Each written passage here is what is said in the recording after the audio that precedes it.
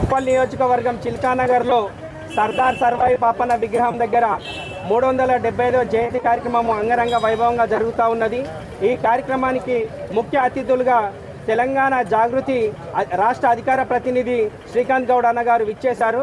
అన్న 375వ జయంతి సందర్భంగా 2 నిమిషాలు పాపన్న జయంతి విషయంలో మాట్లాడవలసిందిగా మనస్ఫూర్తిగా కోరుతా ఉన్నాం. జై తెలంగాణ, కొనసాగిస్తాం పాపన్న ఆశయాలను. ఈరోజు మా యొక్క అధినేత్రి శ్రీమతి కల్వకుంట్ల కవిత గారి యొక్క ఆదేశానుసారం సర్వాయి పాపన్న గారు ఎవరైతే బహుజనుల యొక్క మూలాలను తీసుకొని సబ్బండ కులాలను కూడా ఏకీకృతం చేసేసి నాడు దొరల పెత్తనాలకు, భూస్వాముల యొక్క పెత్తనాలకు, ఆ రోజులో ఉండబడేటువంటి నవాబుల పెత్తనాలకు ఎదురొడ్డి పోరాడినటువంటి వ్యక్తి, ఒక ధిక్కార స్వరం సర్వాయి పాపన్న గారు. కాబట్టి అట్లాంటి సర్వాయి పాపన్న యొక్క స్ఫూర్తిని కొనసాగించే విధంగా ఈరోజు శ్రీమతి కవిత గారు కూడా 42% బీసీలకు సంబంధించినటువంటి హక్కు ఏదైతే మనకు కామారెడ్డి డిక్లరేషన్లో కాంగ్రెస్ పార్టీ ఇచ్చిందో దాన్ని అమలు చేయాలని చెప్పేసి ఈరోజు సంవత్సరాల కాలం నుంచి పోరాటాలు చేస్తున్నాం. పాపన్న గారు ఇచ్చినటువంటి స్ఫూర్తిని ముందుకు తీసుకుపోయే విధంగా ఏదైతే కేంబ్రిడ్జ్ లాంటి యూనివర్సిటీలో కూడా పాపన్న ఒక ధైర్యవంతుడు, ఒక వీరుడు అనేటువంటి విధంగా అట్లాంటి బ్రిటిష్ సంబంధించినటువంటి యూనివర్సిటీలు కూడా గుర్తించినప్పటికీ కూడా పాపన్నకు రావాల్సినటువంటి గుర్తింపు రాలేదనేటువంటిది నిజం.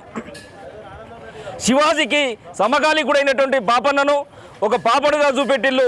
ఈరోజు ఈ యొక్క విగ్రహాల ఆవిష్కరణ ఎక్కడైతే జరుగుతున్నాయో గౌడ సమాజం ఒక్కటే చేస్తున్నారు, బహుజన సమాజం మొత్తం కూడా చేయాల్సినటువంటి పరిస్థితి మనకు రావాల్సిన అవసరం ఉన్నది. అంబేద్కర్ కేవలం ఒక దళితుల మాత్రమే అతను ఒక పక్షపాతిగా లేడు.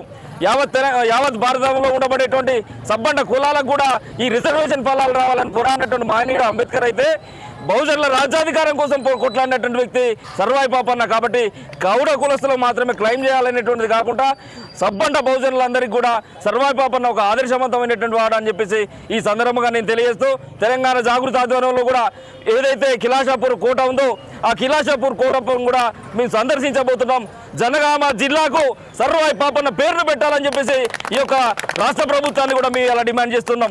పాఠ్య పుస్తకాల్లో కూడా పాపన్న చరిత్ర అనేటువంటిది లిఖించబడాలి, క్రోడీకరించబడాలని చెప్పేసి ఈ సందర్భంగా మేము డిమాండ్ చేస్తున్నాం.